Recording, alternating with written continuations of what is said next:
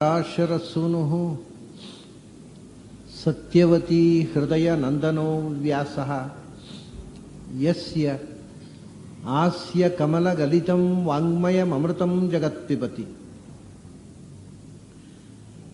ಭುಜಗಭೋಗಾಭಮುದ್ಯಮ್ಯ ಹೃದಯಂ ನಿಜಭುಜಂ ದಕ್ಷಿಣಂ ಲಕ್ಷಣಾಢ್ಯಂ ಲಲಿತಮುದ್ರಿಕ್ತವಿಜ್ಞಾನಮುದ್ರಂ ಭಜ ಭಜ ಅನಂತಮಿತ್ಯಾಲಪಂತಂ ಪ್ರಣತವಾನ್ ಪ್ರಾಣಿನಾಂ ಪ್ರಾಣಭೂತಂ ಪ್ರಣತಿಭಿಃ ಪ್ರಣಯೇ ಪೂರ್ಣಬೋಧಂ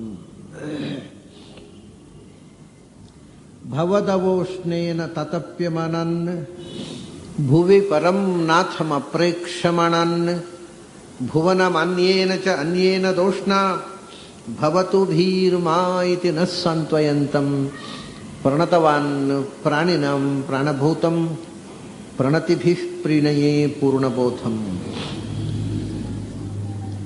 ಜನ್ಮಾದ್ಯಸ್ಯ ಯತೋನ್ಮಯಾದಿತರತಶ್ಚಾರ್ಥೇಷ್ವಭಿಜ್ಞಸ್ವರಾಟ್ ತೇನೇ ಬ್ರಹ್ಮಹೃದಾಯಾದಿ ಕವಯೇ ಮುಹ್ಯಂತಿ M ಸೂರಯಃ ತೇಜೋ ವಾರಿಮೃದಾಂ ಯಥಾ ವಿನಿಮಯೋ ಯತ್ರ ತ್ರಿಸರ್ಗೋ ಮೃಷಾ ಧಾಮ್ನಾ ಸ್ವೇನ ಸದಾ ನಿರಸ್ತಕುಹಕಂ ಸತ್ಯಂ ಪರಂ ಧೀಮಹಿ.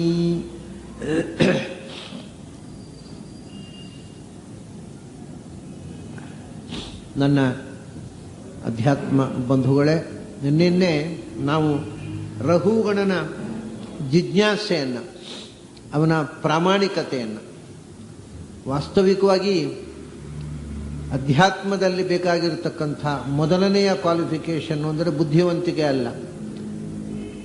ದಡ್ಡನಿಗೂ ವೇದಾಂತದ ಅಧಿಕಾರ ಇದೆ, ಆದರೆ ಅಪ್ರಾಮಾಣಿಕರಿಗೆ ಇಲ್ಲ. ಪ್ರಾಮಾಣಿಕತೆ ಅನ್ನೋದು ಬಹಳ ಮುಖ್ಯ. ಯಾರಲ್ಲಿ ಪ್ರಾಮಾಣಿಕತೆ ಇಲ್ಲ ಅವರು ಯಾವತ್ತೂ ವೇದಾಂತಕ್ಕೆ ಅಧಿಕಾರಿಗಳಲ್ಲ. ಹಾಗಾಗಿ ರಘುಗಣನ ಪ್ರಾಮಾಣಿಕತೆ ಬಹಳ ಇಷ್ಟವಾಯಿತು ಜಡಭರತನಿಗೆ. ಇವನು ಒಬ್ಬ ರಾಜನಾಗಿ ಕನ್ಫೆಸ್ ಮಾಡಿಕೊಂಡ, ಬಂದು ಕಾಲಿಗೆ ಅಡ್ಡ ಬಿದ್ದ, ನನಗೆ ಜ್ಞಾನವನ್ನು ಕೊಡಿ, ನನಗೆ ಜ್ಞಾನ ಬೇಕು, ನನ್ನ ತಪ್ಪುಗಳನ್ನು ಕ್ಷಮಿಸಿ ಅಂತಂದ. ಅದು ಜಡಭರತನಿಗೆ ಇಷ್ಟವಾಯಿತು. ಅಂದರೆ ಮನುಷ್ಯನಿಗೆ ವೇದಾಂತದಲ್ಲಿ ಬೇಕಾಗಿರತಕ್ಕ ಗುಣ ಎರಡೇ, ಒಂದು ಪ್ರಾಮಾಣಿಕತೆ, ಮತ್ತೊಂದು ಅಹಂಕಾರ ಇಲ್ಲದೆ ಇರುವುದು, ನಿರಹಂಕಾರ. ಅಹಂಕಾರ ಮಮಕಾರಗಳ ವರ್ಜನ ಮತ್ತು ಪ್ರಾಮಾಣಿಕತೆ. ಎಲ್ಲಿ ಪ್ರಾಮಾಣಿಕತೆ ಇಲ್ಲ ಅವರಿಗೆ ಎಂದೂ ವೇದಾಂತ ದಕ್ಕೋಲ್ಲ.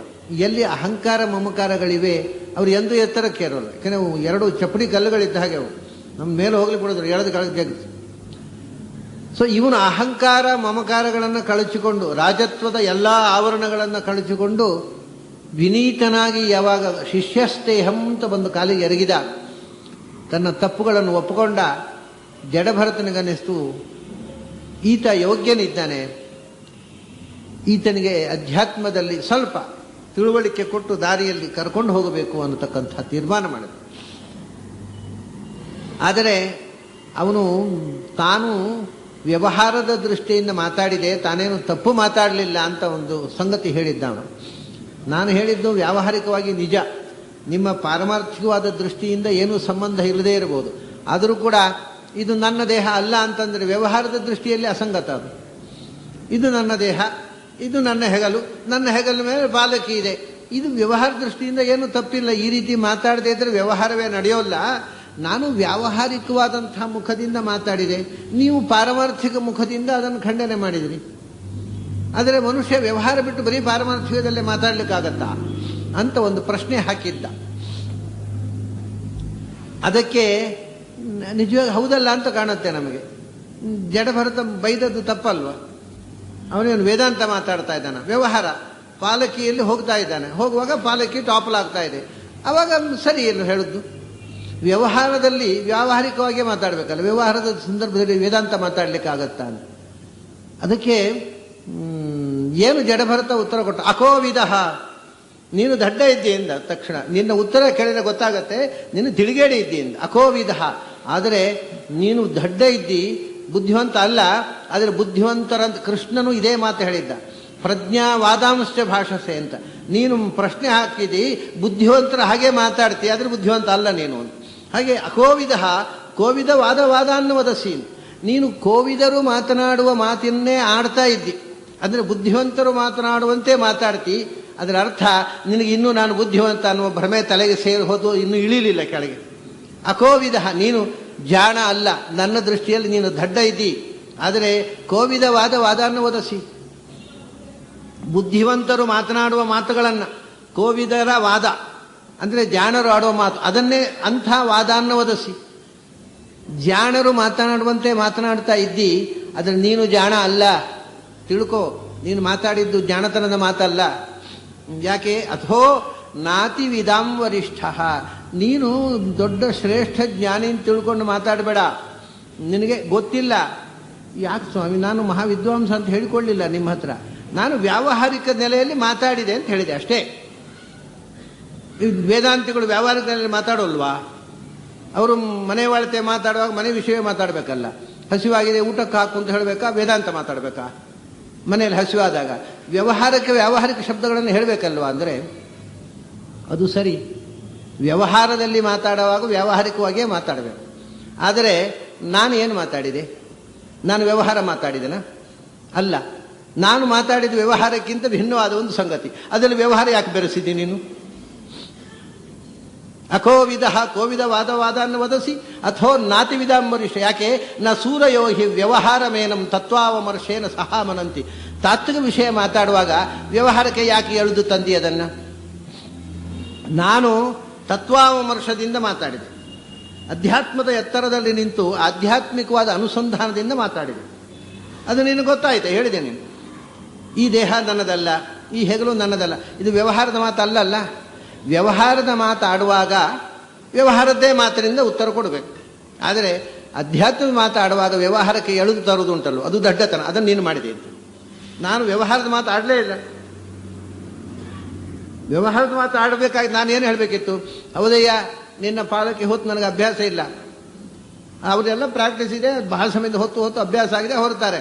ನನಗೆ ಅಭ್ಯಾಸ ಇಲ್ಲ, ನಾನು ಹೀಗೆ ಹೊರದು ಅಂತ ಹೇಳ್ತಿದ್ದೆ. ನಾನು ಹೇಳಲಿಲ್ಲ, ನಿನ್ನ ಪಾಲಕಿ ನನ್ನ ಹೆಗಲ ಮೇಲೆ ಇಲ್ಲ ಅಂತ ಹೇಳಿದೆ. ಇದು ವ್ಯವಹಾರದ ಮಾತಾ? ಅಲ್ಲಲ್ಲ. ವ್ಯವಹಾರದ ಮಾತು ಅಲ್ಲದೆ ತತ್ವಾವಮರ್ಶೇನ, ತಾತ್ವಿಕ ವಿಷಯವನ್ನು ವಿಮರ್ಶೆ ಮಾಡ್ತಾ ತಾತ್ವಿಕವಾದ ಮಾತನ್ನಾಡುವಾಗ ಅದರ ಜೊತೆಗೆ ವ್ಯವಹಾರವನ್ನು ಸೇರಿಸುವುದುಂಟಲ್ವ, ಇದು ಬುದ್ಧಿವಂತರ ಲಕ್ಷಣ ಅಲ್ಲ. ನೀನು ಯಾಕೆ ವ್ಯವಹಾರ ಎಳೆದು ತಂದಿ? ನೀನು ದಡ್ಡ ಇದ್ದೀನಿ. ನಾನು ಹೇಳಿದ ಮಾತಿಗೆ ನಿನ್ನ ಉತ್ತರ ಅಲ್ಲ. ನಾನು ವ್ಯವಹಾರ ಮಾತಾಡಿದರೆ ನೀನು ವ್ಯವಹಾರವನ್ನು ಕೊಡುವುದು ಸರಿ. ನಾನು ವ್ಯವಹಾರದ ವಿಷಯ ಮಾತಾಡಲೇ ಇಲ್ಲ. ನಾನು ಪೂರ್ತಿ ಅಧ್ಯಾತ್ಮದಲ್ಲಿ ನಿಂತು ಮಾತಾಡಿದಾಗ ನೀನು ಅದನ್ನು ವ್ಯವಹಾರಕ್ಕೆ ಎಳೆದು ತಂದಿ. ಅದರಿಂದ ಏನಾಗಿದೆ ಗೊತ್ತಾ? ಅವನು ಹೇಳ್ತಾನೆ, ನೀನು ಅಂತಲ್ಲ, ಯಾರಿಗೂ ಪಾರಮಾರ್ಥಿಕವಾದ ಮಾತನ್ನಾಡಿದರೆ ಅರ್ಥ ಆಗೋಲ್ಲ. ಯಾಕೆಂದರೆ ಎಲ್ಲರೂ ವ್ಯವಹಾರ ಪ್ರಪಂಚದಲ್ಲೇ ಮುಳುಗಿದವರು. ಅದರಿಂದ ಆಚೆಗೆ ಹೋಗಿ ಪಾರಮಾರ್ಥಿಕ ಪ್ರಪಂಚದಲ್ಲಿ ಒಂದು ಸ್ವಲ್ಪ ಆದರೂ ನಮ್ಮ ಮನಸ್ಸನ್ನು ತೊಡಗಿಸೋಣ ಅನ್ನುವಂಥ ಇಚ್ಛೆ ಇರತಕ್ಕವರೇ ಇಲ್ಲ. ಅವನು ಹೇಳ್ತಾನೆ, ಎಲ್ಲರ ಬಾಡು ಅಷ್ಟೇ. ಇವತ್ತು ವೇದಾಂತಿಗಳು, ನಾವು ಅಧ್ಯಾತ್ಮವಾದಿಗಳು, ನಾವು ದೇವರಿಗೆ ಹತ್ತಿರವಾದರು ಅಂತ ತಿಳ್ಕೊಂಡವರು ಕೂಡ ಮಾಡುವ ವ್ಯವಹಾರವನ್ನೇ. ಅವರ ಹತ್ರ ನೀವು ಮಾತಾಡ್ಲಿಕ್ಕೆ ಹೋಗಿ ದೇವರ ವಿಷಯ, ಅವರು ವ್ಯವಹಾರ ಮಾತಾಡ್ತಾರೆ. ತಾವು ವೇದಾಂತಿಗಳು, ಅಧ್ಯಾತ್ಮವಾದಿಗಳು, ದೇವರಿಗೆ ಬಹಳ ಹತ್ತಿರದವರು ಅಂತ ಹೇಳ್ತಾರೆ. ನೀವು ಏನಾದರೂ ಹೇಳಿದರೆ ಅದಕ್ಕೆ ಉತ್ತರ ಅವರದ್ದು ವ್ಯವಹಾರ ಇರುತ್ತೆ. ಯಾಕೆ ಅಂದರೆ ಅವನು ಹೇಳ್ತಾನೆ, ಇಲ್ಲಪ್ಪ, ಅವರು ಭಾರಿ ವೇದ ಓದಿದವರು, ದೊಡ್ಡ ವೇದಾಂತಿಗಳು, ಇಡೀ ವೇದ ಓದಿದ್ದಾರೆ. ಆಮೇಲೆ ಇಡೀ ದಿವಸ ಯಜ್ಞಯಾಗ ಮಾಡ್ತಾರೆ ಮನೆಯಲ್ಲಿ. ಭಾರಿ ಪ್ರಚಂಡ ವೇದಾಂತಿಗಳು ಅವರು. ಹೌದಾ? ತಥೈವ ರಾಜನ್ ಉರು ಗಾರ್ಹಮೇಧ ವಿತಾನ ವಿದ್ಯೋರು ವಿಜೃಂಭಿತೇಷು ನ ವೇದವಾದೇಶು ಹಿ ತತ್ವವಾದ ಪ್ರಾಯೇಣ ಶುದ್ಧೋನು ಚಕಾಸ್ತಿ ಸಾಧು. ಹೇಳ್ತಾನೆ, ವೇದವಾದವೇ ಬೇರೆ, ತತ್ವವಾದವೇ ಬೇರೆ ಅಲ್ಲ. ವೇದ ಓದಿದವರು ತಿಳ್ಕೊಂಡಿರೋದೇ ಬೇರೆ, ನಿಜವಾದ ಸತ್ಯ ಬೇರೆ. ವೇದ ಪಂಡಿತರಿಗೆಲ್ಲ ಸತ್ಯ ಗೊತ್ತಿರೋದಿಲ್ಲ ಅಂದ ಅವನು. ಇಲ್ಲಿ ಅವನು ಒಂದು ಬಹಳ ಗಮನಿಸಬೇಕಾದ ಸಂಗತಿ ಏನು ಅಂದರೆ, ಆಚಾರ್ಯರು ತನ್ನ ಸಿದ್ಧಾಂತಕ್ಕೆ ಕೊಟ್ಟ ಹೆಸರು ತತ್ವವಾದ ಅಂತ, ದ್ವೈತವಾದ ಅಲ್ಲ. ಅದಾದಮೇಲೆ ಪಂಡಿತರು ಇಟ್ಟ ಹೆಸರು, ಆಚಾರ್ಯ ಇಟ್ಟ ಹೆಸರು ತತ್ವವಾದ ಅಂತ. ಆ ಹೆಸರು ಜಡಭರತ ಇಟ್ಟ ಹೆಸರು.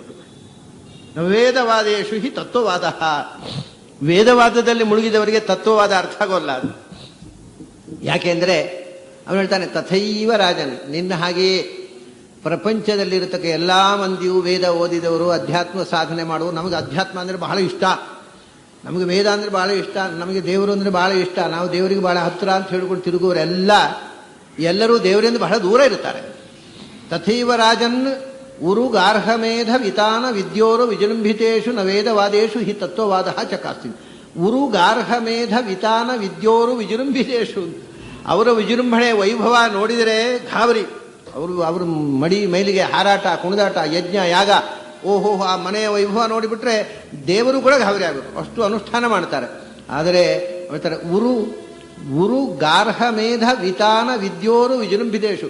ಉರು ಗಾರ್ಹಮೇಧ ಅಂದರೆ ಮನೆಯಲ್ಲಿ ನಡೀತಕ್ಕಂಥ ಗೃಹಸ್ಥರು ಮಾಡತಕ್ಕಂಥ ಯಜ್ಞಯಾಗಾದಿಗಳು. ಗಾರ್ಹಮೇಧ ಅಂದರೆ ಗೃಹಮೇಧನ ಕರ್ಮ, ಅಂದರೆ ಒಬ್ಬ ಗೃಹಸ್ಥನು ಮನೆಯಲ್ಲೇ ಮಾಡಬಹುದಾದ ಯಾಜ್ಞಿಕ ಕರ್ಮಗಳು. ಯಾಕೆಂದ್ರೆ ಬೇರೆ ಯಾರು ಮಾಡಲ್ಲ. ಬ್ರಹ್ಮಚಾರಿಗಳಿಗೆ ಯಜ್ಞಯಾಗ ಇಲ್ಲ, ಸನ್ಯಾಸಿಗಳಿಗೆ ಇಲ್ಲ, ವಾನಪ್ರಸ್ಥರಿಗೂ ಅಷ್ಟೊಂದು ಮನೆಯಲ್ಲಿರುವಷ್ಟೇನು ನಿರ್ಬಂಧಗಳೇನಿಲ್ಲ. ಆದ್ದರಿಂದ ಈ ಯಜ್ಞಯಾಗಗಳು ಕರ್ಮಾನುಷ್ಠಾನದ ನಿಬಿಡತೆ, ಇಡೀ ದಿವಸ ಕರ್ಮದಲ್ಲಿ ತೊಡಗಿಕೊಂಡಿರುವಂಥವನು ಗಾರ್ಹಸ್ಥ್ಯ. ಅದರಿಂದ ಉರುಗಾರ್ಹಮೇಧ ಶಾಸ್ತ್ರದ ಹೇಳ್ತಾರೆ 4 ಆಶ್ರಮಗಳಲ್ಲಿ ಶ್ರೇಷ್ಠವಾದ್ದು ಗೃಹಸ್ಥಾಶ್ರಮ. ಯಾಕೆಂದರೆ ಬಾಲ್ಯದ್ದು ಬ್ರಹ್ಮಚಾರ್ಯಾಶ್ರಮ ವೇದಾಧ್ಯಯನಕ್ಕಾಯಿತು, ಅದು ಪ್ರಿಪರೇಷನ್, ಕಲಿಯುವುದಕ್ಕಾಯಿತು.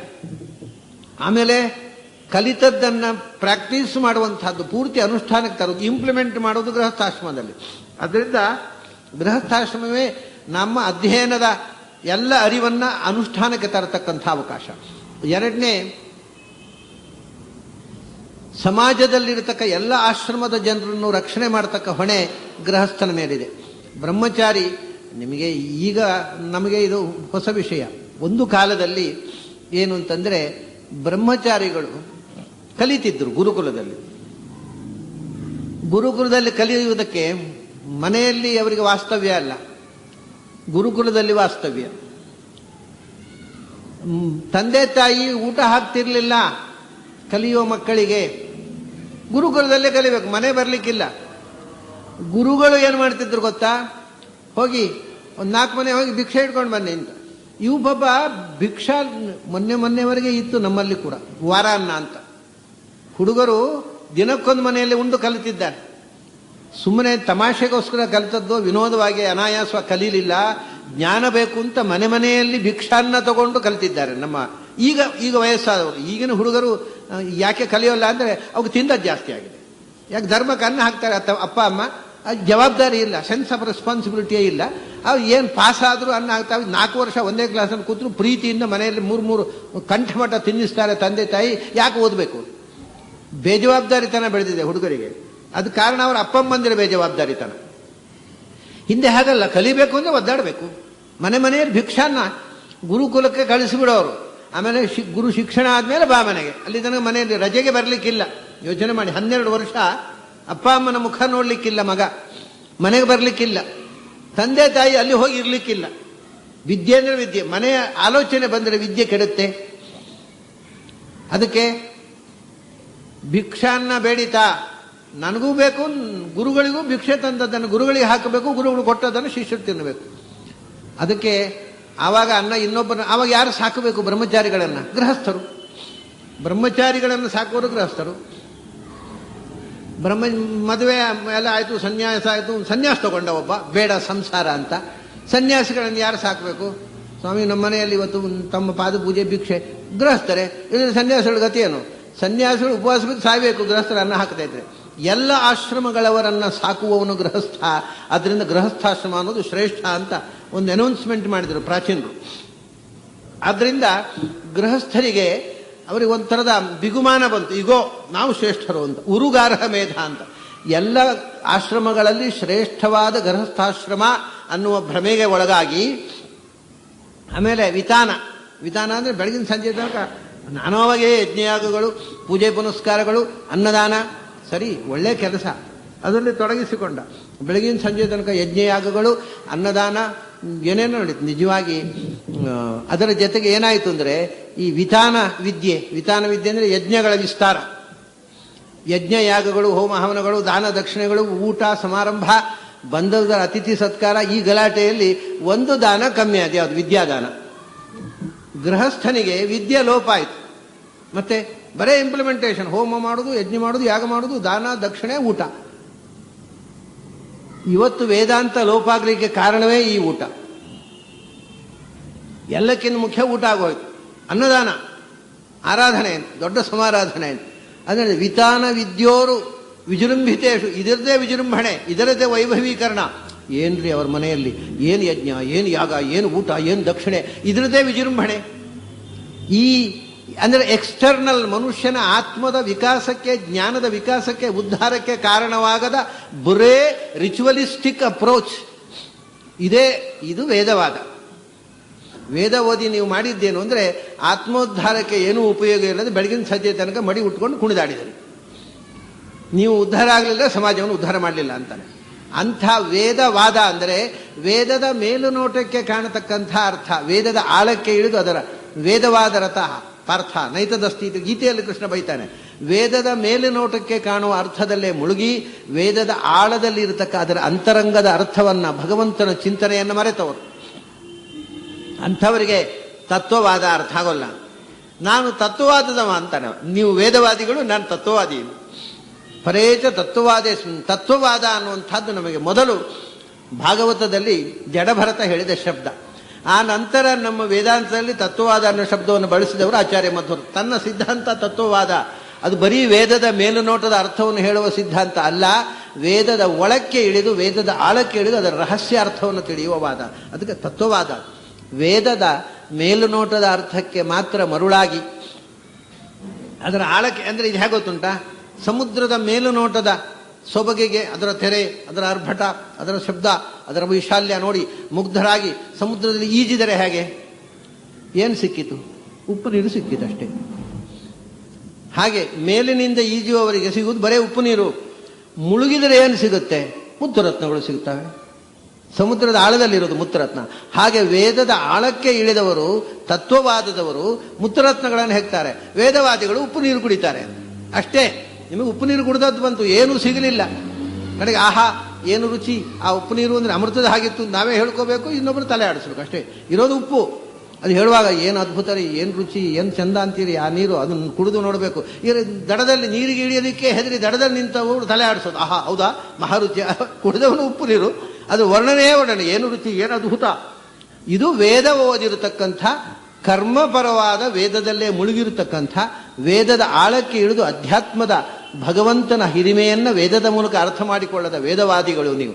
ನೀನೂ ಕೂಡ ಆ ಸಾಲಿಗೆ ಸೇರಿದವ. ನಿನಗೇನು ಅರ್ಥ ಆಗತ್ತೆ ವೇದಾಂತ? ಜಡಭರತ ಹೇಳು. ನ ವೇದವಾದೇಶು ಹಿ ತತ್ವವಾದ ಚಕಾಸ್ತಿ.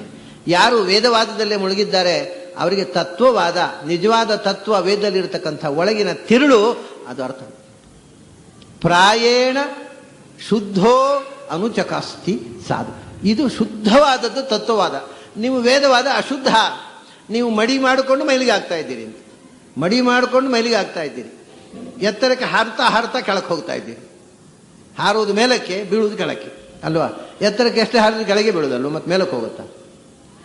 ಆದ್ದರಿಂದ ವೇದದ ನಿಜವಾದ ಉಪಯೋಗವನ್ನೇ ಮಾಡದೆ ಅದರ ಮೇಲುನೋಟದ ಅರ್ಥದಲ್ಲಿ ಮುಳುಗಿ ಬರೀ ಕರ್ಮಾನುಷ್ಠಾನ ಮಾಡಿಕೊಂಡು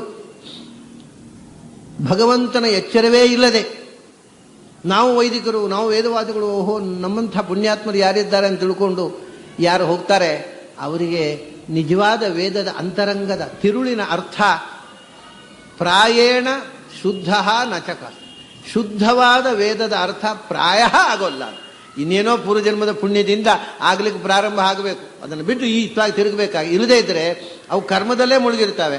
ತತ್ವವಾದ ಎಂದೂ ತಲೆಗೆ ಹೋಗೋಲ್ಲ. ತತ್ವವಾದ ನಮಗೆ ಇಷ್ಟವಾಗಬೇಕಾಗಿದ್ದರೆ ಅದು ಎಷ್ಟು ಕಷ್ಟ ಅನ್ನತಕ್ಕಂಥ ಮಾತು ಜಡಭರತ. ಆಚಾರ್ಯ ಮಧ್ವರ ಸಿದ್ಧಾಂತವೂ ಅಷ್ಟೇ. ಅದು ಪಕ್ಕ ಇಷ್ಟ ಆಗಲಿಕ್ಕಿಲ್ಲ. ಅದು ಬಹಳ ಕಷ್ಟ ಉಂಟು. ಅನೇಕ ಜನ್ಮಗಳ ಪುಣ್ಯ ಬೇಕು ಅದು ಅರ್ಥ ಆಗಬೇಕಾಗಿದ್ದರೆ, ಅರ್ಥ ಆಗಿ ಇಷ್ಟ ಆಗಬೇಕಾಗಿದೆ. ಇಲ್ಲದೇ ಇದ್ದರೆ ಅಯ್ಯೋ ಏನೋ ಎಳೆದು ತರ್ತಾರಪ್ಪ, ಅದೇನೋ ನಮಗೆ ಅರ್ಥ ಆಗೋಲ್ಲ ಅಂತ. ಅರ್ಥ ಆಗಬೇಕಾಗಿದ್ದರೆ ಯಾಸ್ಕ ಮಹರ್ಷಿ ಹೇಳಿದ ಹಾಗೆ ನಮಗೆ ಕೆಲವು ಸಂಗತಿಗಳು ಅದು ಸರಿಯಿಲ್ಲ ಅಂತ ಕಾಣುತ್ತೆ. ಕೆಲವು ವಿಷಯಗಳು, ಸತ್ಯವಾದ ವಿಷಯಗಳು ಸರಿಯಿಲ್ಲ ಅಂತ ಕಾಣುತ್ತೆ. ಆಗ ಯಾಸ್ಕ ಒಂದು ಮಾತು ಹೇಳ್ತಾನೆ, ನೈಷ ಸ್ಥಾನೋರ ಅಪರಾಧ ಎದೇನ ಮಂಧೋನ ಪಶ್ಯತಿ ಅಂತ. ಕೆಲವರಿಗೆ ಸತ್ಯ ಕಾಣಿಸೋಲ್ಲ, ಅದು ಇದ್ರೂ ಕೂಡ ಅದಲ್ಲಪ್ಪ, ಅದನ್ನು ನಾನು ಒಪ್ಪೋಲ್ಲ ಅಂತಾನೆ. ಅದಕ್ಕೆ ಸತ್ಯ ನಿಮಗೆ ಕಾಣಿಸದೇ ಇದ್ದರೆ ಅದು ವೇದ ಮಂತ್ರದ ತಪ್ಪಲ್ಲ. ವೇದ ಓದಿಯೂ ನಿಮಗೆ ಸತ್ಯ ಹೊಳೆಯದೇ ಇದ್ದರೆ ಅದು ವೇದ ಮಂತ್ರದ ತಪ್ಪಲ್ಲ ಅಂತಾನೆ. ಯಾಕೆಂದರೆ ಅವನು ಉದಾಹರಣೆ ಕೊಡು. ಒಂದು ಹೋಗ್ತಾ ಇದ್ದಾನೆ ಹಾಲಿನಲ್ಲಿ ಒಬ್ಬ ಕುರುಡ, ಒಂದು ಕಂಬಕ್ಕೆ ಡಿಕ್ಕೆ ಹೊಡೆದ. ಅದು ಕಂಬದ ತಪ್ಪಲ್ಲ, ನೀನು ಕಣ್ಣಿಲ್ಲದೆ ಇದ್ದದ್ದು ತಪ್ಪು ಅಂತ. ಹಾಗೆ ವೇದದಿಂದಲೂ ನಿನಗೆ ಸತ್ಯ ಹೊಳೆಯದಿದ್ದರೆ ನೀನು ಕುರುಡ ಇದ್ದಿ, ಅದು ವೇದದ ತಪ್ಪಲ್ಲ, ನೀನು ಕಣ್ಣಿಲ್ಲ, ಯಾರೇನು ಮಾಡಲಿ? You are blind. ಸತ್ಯವನ್ನು ಕಾಣುವ ಕಣ್ಣು ದೇವರು ನಿನಗೆ ಕೊಡಲಿಲ್ಲ. ಕಂಬಕ್ಕೆ ಡಿಕ್ಕಿ ಹೊಡೆದಿ, ಕಂಬದ ತಪ್ಪ? ಅದು ಅಲ್ಲಿ ಇರಬಾರ್ದಿತ್ತು, ನಾನು ಹೋಗ್ತೇನೆ, ಅದಕ್ಕೇನು ಗೊತ್ತು ಪಾಪ, ನೀನು ಹೋಗ್ತೀಯ ದಾರಿಯಲ್ಲಿ ಅಂತ. ಅದರ ತಪ್ಪಲ್ಲ, ನೀನು ಕಂಬ ಎಲ್ಲಿದೆ ನೋಡ್ಕೊಂಡು ಹೋಗ್ಬೇಕು, ಹೋಗ್ಲಿಕ್ಕೆ ನೀನು ಕಣ್ಣಿಲ್ಲ. ಸೊ ನಿನ್ನ ಕುರುಡುತನವನ್ನ, ನಿನಗೆ ಅರ್ಥ ಆಗದೆ ಇರುವ ದಡ್ಡತನವನ್ನ ವೇದದ ಮೇಲೆ ಆರೋಪ ಮಾಡಬೇಡ. ವೇದ ಏನು ತಪ್ಪು ಮಾಡಿಲ್ಲ, ನಿನಗೆ ಅರ್ಥ ಆಗಲಿಲ್ಲ ಅಂದ್ರೆ ವೇದ ಏನು ಮಾಡಬೇಕು? ಅದು ನಿನ್ನ ತಪ್ಪು, ನಿನ್ನ ದಡ್ಡತನ ಅಂತ. ಅದನ್ನೇ ಏನು ಹೇಳ್ತಾನೆ, ನವೇದವಾದೇಶು ಹಿ ತತ್ವವಾದ ಪ್ರಾಯೇಣ ಶುದ್ಧೋನುಚಕ ಅಸ್ತಿ. ವೇದದಲ್ಲಿ ಶುದ್ಧವಾದ ತತ್ವವನ್ನು ಹೇಳುತ್ತೆ, ಆದರೆ ಎಲ್ಲರಿಗೂ ಹೊಳೆಯೋಲ್ಲ. ನಿಮಗೆ ಇದಕ್ಕೊಂದು ಉದಾಹರಣೆ ಕೊಡ್ತೇನೆ. ವೇದ ಶುದ್ಧವಾದ ತತ್ವವನ್ನು ಹೇಳಿದರೂ ಕೂಡ ನಮಗೆ ಯಾಕೆ ಅದು ಕಾಣುವುದಿಲ್ಲ ಅಂದರೆ ಅದರ ಮೇಲುನೋಟದ ಅರ್ಥ ಅಂತ. ಸುಮ್ಮನೆ ನೀವು ಒಂದು ಮಂತ್ರ, ಉದಾಹರಣೆಗೆ ಒಂದು ಮೊದಲನೇ ಮಂತ್ರ ತಗೊಳ್ಳಿ ಯಜುರ್ವೇದದ್ದು. ಇಷೇತ್ವೋರ್ ಜೇತ್ವಾ ವಾಯವಸ್ಥೋ ವಾಯವಸ್ಥಾ ದೇವೋ ವಸ್ವಿತಾ ಪ್ರಾರ್ಪಯತು ಶ್ರೇಷ್ಠತಮಾಯ ಕರ್ಮಣೆ ಆಪ್ಯಾಯಧ್ವಮಗ್ನಿಯಾ ದೇವೋ ಭಾಗಮುರ್ಜಸ್ವತಿ ಪಯಸ್ವತಿ ಪ್ರಜಾಪತಿರನಮೀವ ಅಯಕ್ಷ್ಮಾ ಮಾವಸ್ತೇನ ಈಶತ ಮಾಘಶಂಸೋ ರುದ್ರಸ್ಯ ಹೇತಿ ಪರಿವೋ ವೃಣಕ್ತು ಧ್ರುವಾಸ್ಮಿನ್ ಗೋಪತೋ ಸ್ಯಾತ ಬಹ್ವೀಹಿ ಯಜಮಾನಸ್ಯ ಪಶೂನ್ ಪಾಹಿ ಅಂತ ಒಂದು ಮಂತ್ರ. ಇದಿಷ್ಟು ಫಸ್ಟ್ ಸೆಂಟೆನ್ಸ್ ಯಜುರ್ವೇದ. ಇದರಲ್ಲಿ ಏನು ಹೇಳ್ತೇವೆ ಗೊತ್ತುಂಟ? ಗೋಪತ ಉಸ್ಯಾತ ಬಹ್ವೀಹಿ ಯಜಮಾನಸ್ಯ ಪಶೂನ್ ಮಾಘಶಂಸೋ ರುದ್ರಸ್ಯ ಹೇತಿ ಪರಿವೋ ವೃಣಕ್ತು ಧ್ರುವಾಸ್ಮಿನ್ ಗೋಪತ ಉಸ್ಯಾತ. ದೇವತೆಗಳ ಹತ್ರ ಪ್ರಾರ್ಥನೆ ಏನು ಗೊತ್ತುಂಟ? ರುದ್ರಸ್ಯ, ಈ ಗೋವುಗಳು ಹಟ್ಟಿಯಲ್ಲಿ, ನಮ್ಮ ಯಜಮಾನ ಹಟ್ಟಿಯಲ್ಲಿ ತುಂಬ ಗೋವುಗಳಿದ್ದಾವೆ, ಹಸುಗಳು, ಅವನು ತುಂಬ ಬೆಣ್ಣೆ ಹಾಲು ಮೊಸರು ತಿನ್ನಬೇಕು ಅಂತ ಕಟ್ಟಿದ್ದಾನೆ, ಅದರಿಂದ ಹಸುಗಳನ್ನು ರಕ್ಷಣೆ ಮಾಡು. ಧ್ರುವಾಸ್ಮಿನ್ ಗೋಪತೋ ಸ್ಯಾತ ಬಹ್ವೀಹಿ ಯಜಮಾನಸ್ಯ ಪಶೂನ್ ಪಾಹಿ. ಆ ಹಸುಗಳನ್ನು ಚೆನ್ನಾಗಿ ರಕ್ಷಣೆ ಮಾಡಿ, ನಮ್ಮ ಯಜಮಾನ ಹಸುಗಳು ಚೆನ್ನಾಗಿದ್ದರೆ ನಮಗೂ ಒಳ್ಳೆ ಮೊಸರನ್ನ, ಊಟಕ್ಕೆ ಒಳ್ಳೆ ಕೆನೆ ಮೊಸರು ಅನ್ನ ಸಿಗುತ್ತೆ. ಇಲ್ಲದಿದ್ದರೆ ಸುಮ್ಮನೆ ನಿರ್ಮಜ್ಜಿಗೆ ಕುಡಿಬೇಕಾಗತ್ತೆ. ಯಜಮಾನನ ದನಗಳನ್ನು ಚೆನ್ನಾಗಿ ರಕ್ಷಣೆ ಮಾಡಿ. ಇಷ್ಟೇ ಅರ್ಥ ಆಗೋದು. ವೇದ ಓದಿದ್ರು ಅರ್ಥ ಆಗೋದು, ಹಟ್ಟಿಯಲ್ಲಿ ದನಗಳು ತುಂಬ ಕಟ್ಟಿದ್ದೇನೆ, ಅದನ್ನು ಚೆನ್ನಾಗಿ ಸಾಕಬೇಕು, ಅದನ್ನು ಓ ದೇವತೆಗಳೇ ನಮ್ಮ ದನಗಳು ಒಳ್ಳೆ ಹಾಲು ಕೊಡಲಿ, ಕೆಚ್ಚಲು ತುಂಬ ಹಾಲು ಬರಲಿ, ಅವುಗಳನ್ನ ರಕ್ಷಣೆ ಮಾಡಿ. ಯಾಕೆ? ನಮಗೆ ಮೊಸರನ್ನದ ಊಟ ಆಗಬೇಕು. ಕಡೆ ಪರಿವಸನ ಆಗೋದು ಅಷ್ಟೇ, ಸಮಾರಾಧನೆಯಲ್ಲಿ ಮುಗಿಯಿತು. ಇದು ದುರಂತ ಬ್ರಾಹ್ಮಣ್ಯದು. ಅಲ್ಲಿ ಹೇಳುವುದು ಪಶು ಅಂದರೆ ಏನು ಗೊತ್ತಾ? ಪಶು ಅಂದರೆ ನಮ್ಮನ್ನ ತಾಯಿಯಂತೆ ಸಾಕುವಂಥ ಒಂದು ಪಾಂತಿ, ನಮ್ಮ ಬದುಕಿಗೆ ಆನಂದವನ್ನು ಕೊಟ್ಟು ಆನಂದವಾಗಿ ನಾವು ಬೆಳೆಯುವಂತೆ ಮಾಡುವ, ರಕ್ಷಣೆ ಕೊಡುವಂಥವುಗಳು ಅಂತ ಅರ್ಥ ಪಶುಗಳು ಅಂದರೆ. ಹಸುಗಳಿಗೆ ಪಶು ಅಂತ ಹೆಸರು ಬಂದದ್ದು ಯಾಕೆ? ಅದರಿಂದಲೇ ಅದು ತಾಯಿಯಂತೆ ಮಧುರವಾದ ಹಾಲನ್ನು ಕೊಟ್ಟು ರಕ್ಷಣೆ ಮಾಡುತ್ತೆ, ಸುಖ ಕೊಡುತ್ತೆ ನಮಗೆ. ಹಾಲು ಮೊಸರು ಎಲ್ಲವೂ ಸುಖಕರ, ನಮ್ಮ ಬದುಕಿಗೆ ಆನಂದವಾದಂತಹ ಬದುಕಿನ ಬೆಳವಣಿಗೆಗೆ ಪೂರಕವಾದದ್ದರಿಂದ ಹಸು ಅಂತ ಕರೆದರು ಅದನ್ನು, ಪಶು ಅಂತ. ಸಂಸ್ಕೃತದಲ್ಲಿ ಪಶು ಅನ್ನುವುದಕ್ಕೆ 3 ಅರ್ಥ ಇದೆ, ಸ್ಥೂಲವಾಗಿ 3 ಅರ್ಥ. ಒಂದು, ಪಶು ಅಂದರೆ ದನ. ಇನ್ನೊಂದು ಪಶು ಅಂತಂದರೆ ನೇಷನ್, ರಾಷ್ಟ್ರ. ಅದು ಬಹಳ ಜನಕ್ಕೆ ಗೊತ್ತಿಲ್ಲ. ಪಶು ಅಂದರೆ ರಾಷ್ಟ್ರ ಅಂತ ಅರ್ಥ, ದೇಶ. ದೇಶ ಅಂತ ಒಂದರ್ಥ, ಹಸು ಅಂತ ಒಂದರ್ಥ, ಮತ್ತೊಂದರ್ಥ ಪಶು ಅಂದರೆ ವೇದ ಅಂತ. ವೇದಗಳು, ವೇದವಿದ್ಯೆ, ವೇದಿಕ್ ಲಿಟ್ರೇಚರ್. ಯಾಕೆಂದ್ರೆ ಇದು 3 ರಾಷ್ಟ್ರ ನಮ್ಮನ್ನು ರಕ್ಷಣೆ ಮಾಡ್ತಾ ಇದೆ, ಆಡಳಿತ ಇದೆ ಈ ದೇಶದಲ್ಲಿ, ರಾಜ ಇದ್ದಾನೆ, ನಾವು ಸುಖವಾಗಿ ಬದುಕುವಂತೆ ವ್ಯವಸ್ಥೆ ಇದೆ. ಅದರಿಂದ ರಾಷ್ಟ್ರ ಪಶು, ನಮಗೆ ಸುಖವಾಗಿ ಬದುಕಲಿಕ್ಕೆ ಬೇಕಾದ ರಕ್ಷಣೆಯನ್ನು ಕೊಡುವಂಥದ್ದು ಅದು ರಾಷ್ಟ್ರ. ಆದ್ದರಿಂದ ರಾಷ್ಟ್ರ ಪಶು. ಆಮೇಲೆ ಮನೆಯಲ್ಲಿ ಹಟ್ಟಿಯಲ್ಲಿ ಹಸುಗಳು ಹಾಲು ಕೊಡ್ತವೆ, ಸುಖವಾಗಿ ಮಕ್ಕಳು ಬೆಳೀಲಿಕ್ಕಾಗತ್ತೆ, ಅದರಿಂದ ಅವು ಪಶು. ಆದರೆ ನಿಜವಾದ ಪಶು ಅಂದರೆ ನಮ್ಮ ಆನಂದ, ಸ್ವರೂಪಾನಂದದ ಆವಿರ್ಭಾವಕ್ಕೆ ಕಾರಣವಾಗಿ ನಮ್ಮನ್ನು ಎತ್ತರಕ್ಕೆ ಬೆಳೆಸ್ತಕ್ಕಂಥ ವೇದವಿದ್ಯೆ, ಅದು ನಿಜವಾದ ಪಶು. ಹಾಗೆ ಈ ಪಶು ಅನ್ನುವುದಕ್ಕೆ ಹಸು ಅಂತ ಇಟ್ಟುಕೊಂಡ್ರೆ ಹಟ್ಟಿ ದನ, ಇಷ್ಟೇ ವೇದದಲ್ಲಿ, ಬೇರೆ ಏನಿದೆ? ಯಜಮಾನಸ್ಯ ಪಶೂನ್ ಬಾಹಿ. ಆಮೇಲೆ ಬೇರೆ ಕಡೆ ಹೇಳ್ತಾರೆ, ಪ್ರಜೆಯ ಪಶುಧಿ ಯಶಸ ಬ್ರಹ್ಮವರ್ಚಸೇನ ಅನ್ನಾದ್ಯೇನ ಸುವರ್ಗೇಣ ಲೋಕೇನ. ನೀವು ವೇದ ಓದಿದರೆ ಏನಾಗುತ್ತೆ? ಪ್ರಜೆಯ, ಮನೆಯಲ್ಲೆಲ್ಲ ಮಕ್ಕಳ ಸಂಖ್ಯೆ ಬೆಳೆಯುತ್ತೆ. ಅಯ್ಯೋ ದೇವರೇ, ನಾವು ಮಕ್ಕಳಾಗಬಾರದು ಅಂತ ಒದ್ದಾಡ್ತಾ ಇದ್ದೀವಿ. ವೇದ ಓದಿ ಮಕ್ಕಳಾಗೋದಾದ್ರೆ ವೇದ ಬೇಡ, ಓದುವುದೇ ಬೇಡ, ರಗಳೆ ಬೇಡ. ಅದು ಅಲ್ಲ, ಅದು ಇನ್ನೊಂದು ಹೇಳಿದ್ರೆ, ವೇದ ಓದಿದ್ರೆ ಮಕ್ಕಳಾಗಬೇಕಾರೆ ವೇದ ಓದಿದ್ರೆ ಮಕ್ಕಳಾಗಲ್ವಾ? ವೇದ ಓದಿದ್ರೆ ಪ್ರಜೆಯ ಮಕ್ಕಳಾಗ್ತಾವೆ, ಪಶುಭಿ ಹಟ್ಟಿ ತುಂಬ ದನಗಳಾಗ್ತವೆ. ಅದಕ್ಕೆ ದುಡ್ಡು ಕೊಂಡುಕೊಂಡು ಕಟ್ಟಿದ್ರು ಸರಿಗೆ ವೇದ ಯಾಕೆ ಓದಬೇಕು? ಹಟ್ಟಿ ತುಂಬ ಮಕ್ಕಳಾಗಬೇಕಾರೆ. ಇದು ಯಾವುದೂ ವೇದದ ಅರ್ಥ ಅಲ್ಲ. ಹೀಗೆ ತಿಳ್ಕೊಂಡೇ ಕೆಟ್ಟರು ಈ ಅರ್ಥ, ವೇದವನ್ನು ಓದಿ ಕೆಟ್ಟರು. ಮತ್ತೆ ಪ್ರಜಾ ಅಂದರೆ ಪ್ರಜ್ಞೆ. ವೇದ ಓದಿದ್ರೆ ನಿನ್ನ ಪ್ರಜ್ಞೆ ಬೆಳೆಯುತ್ತೆ ಅಂತ. ಮಕ್ಕಳು ಬೆಳೀತಾರೆ ಅಂತ ಅಲ್ಲ, ಮಕ್ಕಳು ಬೆಳೀಲಿಕ್ಕೆ ದಡ್ರ ಮನೆಯಲ್ಲೂ ಮಕ್ಕಳು ಹುಟ್ಟುತ್ತವೆ, ಅದಕ್ಕೇನು ಪ್ರಜ್ಞೆ ಬೇಡ. ಪ್ರಾಣಿಗಳಿಗೂ ಸೆಕ್ಸ್ ಇದೆ, ಅದಕ್ಕೆ ಪ್ರಜ್ಞೆ ಬೇಡ, ವೇದ ಬೇಡ. ಸಂತಾನ ಅಲ್ಲ, ಪ್ರಜಾ ಅಂದರೆ ಪ್ರಜ್ಞೆ. ಪ್ರಜಾ ಅಂದರೆ ಏನು? ಯಾವುದರಿಂದ ಒಬ್ಬ ಮನುಷ್ಯ ಪ್ರಕೃಷ್ಟ ಜಾಯತೆ, ಎತ್ತರಕ್ಕೆ ಏರ್ತಾನೋ ಅದು ಪ್ರಜೆ. ಮಕ್ಕಳಿಂದ ಅಪ್ಪ ಎತ್ತರಕ್ಕೆ ಏರ್ತಾನ? ಎಲ್ಲಿ ಎತ್ತರಕ್ಕೆ ಏರ್ತಾನೆ? ಏನಿಲ್ಲ, ಪ್ರಜ್ಞೆಯಿಂದ ಎತ್ತರಕ್ಕೆ ಇರ್ತಾನೆ. ಅಂದರೆ ಪ್ರಜಾ ಅಂದರೆ ಪ್ರಜ್ಞೆ. ಜ್ಞಾನ ವೃದ್ಧಿ ಆಗತ್ತೆ ವೇದ ಓದಿದರೆ. ಅದಕ್ಕೆ ನೀನು ಪ್ರಜಾ ಬೇಕು. ಜ್ಞಾನ ವೃದ್ಧಿಗೆ ಪೂರಕವಾದಂಥದ್ದು ವೈದಿಕ ವಾಂಗ್ಮಯ, ಪಶುಗಳು ಬೇಕು. ಇದು ಅರ್ಥ ಆದರೆ ಅದು ತತ್ವವಾದ ಆಯ್ತು. ಹೀಗೆ ಅರ್ಥ ಆಗದೆ ಹಟ್ಟಿ ತುಂಬ ದನಗಳನ್ನು ಕಟ್ಟಿ ದಿನ ನಾವು ಅಗ್ನಿಹೋತ್ರ ಮಾಡ್ತೇವೆ ಸ್ವಾಮಿ, 6 ಲೀಟ್ರ್ ಹಾಲು ಹೋಮಕ್ಕೆ ಹಾಕ್ತೇವೆ ಅಂದರೆ ಅದು ವೇದವಾದ. ವೇದದಿಂದ ಬರೀ ಕರ್ಮದಲ್ಲೇ ನಿಂತು ಬಿಟ್ರೆ ನಾವು, ವೇದದ ಉದ್ದೇಶ ಕರ್ಮಣ ಜ್ಞಾನಂ ಆತನೋತಿ, ಜ್ಞಾನಿಯಾಗು ಅಂತ ಹೇಳ್ತದೆ ವೇದ. ಇವು ಯಾರಿಗೂ ಜ್ಞಾನ ಬೇಡ, ಕರ್ಮ ಮಾಡ್ತಾ ಇದ್ರೆ ಸರಿ, ಬೆಳಗಿನ ಸಂಜೆ ತನಕ ಕರ್ಮಾನುಷ್ಠಾನ ಮಾಡಿದರೆ ಸರಿ. ನನಗೆ ಕೆಲವೊಮ್ಮೆ ನಮ್ಮ ಸಂಪ್ರದಾಯವಾದಿಗಳನ್ನು ನೋಡಿದರೆ ನೋವಾಗುವುದೇನು ಗೊತ್ತುಂಟ?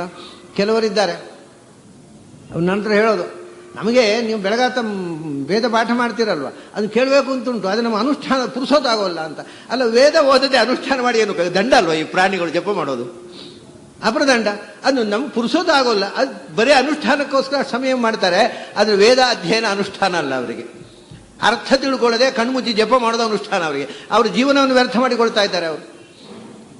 ಅದರ ಬದಲು ವೇದಾಧ್ಯಯನ ಮಾಡಿ ಜಪ ಕಮ್ಮಿ ಮಾಡಿದರೆ ಪುಣ್ಯ ಆದರೂ ಬರ್ತಿತ್ತು. ಅದಿಲ್ಲ, ನಮಗೆ ಜಪಕ್ಕೆ ತೊಂದರೆ ಆಗುತ್ತೆ, ಪೂಜೆಗೆ ತೊಂದರೆ ಆಗುತ್ತೆ. ನಮ್ಮ 9:30 ಗಂಟೆ ಮುಂಚೆ ಪೂಜೆ ಹೊರಗೆ ಬರಲಿಕ್ಕೆ ಆಗುವುದಿಲ್ಲ. ಯಾವ ದೇವರು ತಗೋತಾರೆ ಇವರು ಪೂಜೆಯನ್ನು? ಯಾವ ಕರ್ಮಕ್ಕೆ ಪೂಜೆ ಮಾಡೋದು ಇವರು? ಏನು ಉಪಯೋಗ ಇಲ್ಲ. ವೇದಾಧ್ಯಯನ ಜ್ಞಾನದ ಮಾರ್ಗದಲ್ಲಿ ರತಿ ಇಲ್ಲದವರು ಮಾಡಿದ ಪೂಜೆಯನ್ನು ದೇವರು ತಗೊಳ್ಳೋಲ್ಲ. ಶುಂಠರು, ಜ್ಞಾನದಲ್ಲಿ ಆಸಕ್ತಿ ಇಲ್ಲದ ಅನುಷ್ಠಾನ ಮಾಡುವರು ಪೆದ್ದುಗಳು. ಯಾವ ದೇವರು ಮೆಚ್ಚಿಕೊಳ್ಳೋದಿಲ್ಲ ಅಂಥವರನ್ನು. ದೇವರ ಪ್ರೀತಿಗೆ ಪಾತ್ರರಾದವರಂತೂ ಹಾಗೆ ಮಾಡೋಲ್ಲ. ಅದನ್ನೇ ಇವನು ಹೇಳೋದು, ಇದು ವೇದವಾದೇಶು ನತತ್ವವಾದ ಚಕಾಸ್ತೀನ್, ಸತ್ಯದ ಅರಿವೇ ನಿಮಗೆ ಬರೋಲ್ಲ. ನೀವು ವೇದದ ಮೇಲುನೋಟದ ಅರ್ಥದಲ್ಲಿ ಕರ್ಮಕಾಂಡದಲ್ಲಿ ಮುಳುಗಿದವರು. ನೀನು ಅಷ್ಟೇ, ನಿನಗೇನು ಅರ್ಥ ಆಗತ್ತೆ ಅಂತ ಅವನು ರಾಜನಿಗೆ ಬೈದು ಬಿಡ್ತಾರೆ.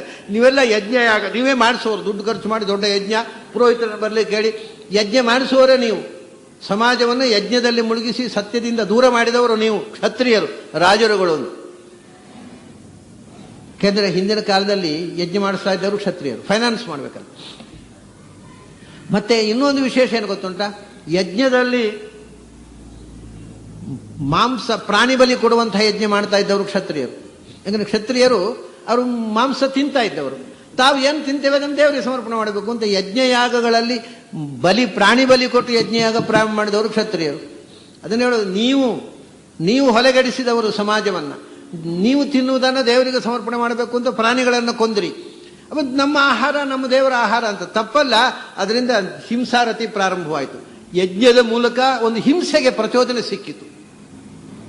ಕರ್ಮದಲ್ಲೇ ಮುಳುಗಿಬಿಟ್ರಿ, ಜ್ಞಾನದ ದಾರಿಯಲ್ಲಿ ಅವಕಾಶ ಇಲ್ಲ ಆಯ್ತು. ಒಬ್ಬ ರಾಜ ಇದ್ದ ಬಹಳ ಹಿಂದೆ. ಅವನ ಕಥೆ ಭಾಗವತಲ್ಲೇ ಬರುತ್ತೆ. ಅವನಿಗೆ ಪ್ರಾಚೀನ ಬರಹಿ ಅಂತ ಹೆಸರು. ಅವನು ಪ್ರಾಚೀನ ಬರಹಿ ಅಂದರೆ ಇಡೀ ಅವನ ರಾಜ್ಯದಲ್ಲಿ ಎಲ್ಲಿ ಹೋದರೂ ಪೂರ್ವಾಭಿಮುಖವಾದ ದರ್ಬೆಗಳ, ಅಂದರೆ ಹೋಮ, ಇಡೀ ದೇಶದಲ್ಲಿ ಜಾಗ ಇದ್ದಲ್ಲೆಲ್ಲ ಹೋಮ. ಆ ಊರಿನಲ್ಲಿ ನಮ್ಮ ಲೆಕ್ಕದಲ್ಲಿ ಒಂದು ಹೋಮ ಆಗಲಿ, ಯಜ್ಞ ಆಗಲಿ. ಈ ಊರಲ್ಲಿ ಪ್ರತಿ ಊರಲ್ಲಿ ಬೀದಿ ಕೇರಿಯಲ್ಲಿ ಯಜ್ಞ ಯಾಗ. ಅವನಿಗೊಂದು ಚಟ, ಯಾಗ ಮಾಡೋ ಚಟ. ಆಮೇಲೆ ಒಂದು ಸರ್ತಿ ಅಕಸ್ಮಾತ್ ನಾರದರು ಬಂದರಂತೆ. ನಾರದರು ಬಂದಾಗ ಇವ್ರು ಕೇಳ್ತಾನೆ, ನಾರದರೇ ನನ್ನಷ್ಟು ಯಜ್ಞ ಯಾಗ ಮಾಡಿದವರು ಯಾರಾದರೂ ಇದ್ದಾರ ಪ್ರಪಂಚದಲ್ಲಿ ಅಂತ. ಈಗೋ ಆಮೇಲೆ ನನ್ನಷ್ಟು ನಾನು ಮಾಡಿದಷ್ಟು ಯಾಗ ಈ ಹಿಂದೆ ಯಾರಾದರೂ ಮಾಡಿದ್ದುಂಟೋ? ನಾರದರು ಯೋಚನೆ ಮಾಡಿ ಆಕಾಶ ನೋಡ್ತಾ ಕೂತರಂತೆ. ಏನು ಸ್ವಾಮಿ ಆಕಾಶ ನೋಡ್ತೀರಿ? ನನ್ನಷ್ಟು ಯಾಗ ಮಾಡಿದವರು ಯಾರಾದರೂ ಇಲ್ಲಿ ಇದ್ದಾರೋ ಅಂತ ಕೇಳಿದ. ಆಕಾಶ ಏನು ನೋಡೋದು ನೀವು?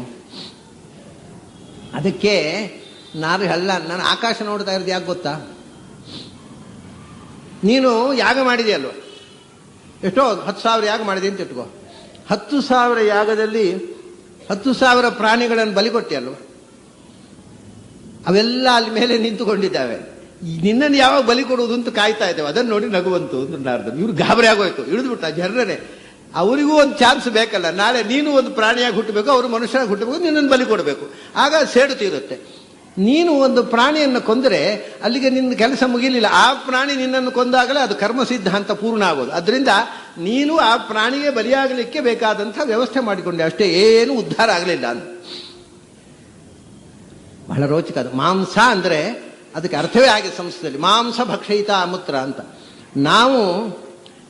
ನಾವು ಒಂದು ಫಸ್ಟ್ ಕ್ಲಾಸ್ ಕೋಳಿ ತಂದೂರಿ ಮಾಡಿ ತಿಂದರೆ ಮುಂದಿನ ಜನ್ಮದಲ್ಲಿ ನಾವು ಕೋಳಿಯಾಗಿ ಹುಟ್ಟಿ ಅದು ಮನುಷ್ಯನಾಗಿ ಹುಟ್ಟಿ ನಮ್ಮನ್ನು ತಂದೂರಿ ಮಾಡಿ ತಿಂದರೆ ಅಲ್ಲಿ ಕರ್ಮ ಲೆಕ್ಕಾಚಾರ ಚುಕ್ತಾ, ಚುಕ್ತ ಆಗೋಲ್ಲ. ಕರ್ಮ ಸಿದ್ಧಾಂತ ಹಾಗೆ. ಆದ್ದರಿಂದ ನೀವು ಅನ್ಯಾಯ ಮಾಡಿದವರು, ಜನರನ್ನು ದಾರಿ ತಪ್ಪಿಸಿದವರು ನೀವು ಕ್ಷತ್ರಿಯರು. ನಿಮ್ಮ ಅಹಂಕಾರದಿಂದ ಎಲ್ಲ ವೇದಾರ್ಥ ಮಲಿನಾಗ್ತಾ ಇರೋದು, ನಿಮಗೇನು ತತ್ವವಾದ ಅರ್ಥ ಆಗುತ್ತೆ ಅಂತ ಬೈದು ಬಿಟ್ಟ ಸಿಕ್ಕಾಬಟ್ಟೆ ಭರತ. ಜಡ ಭರತ ಅಂತಾರೆ, ಆಗೋಲ್ಲ.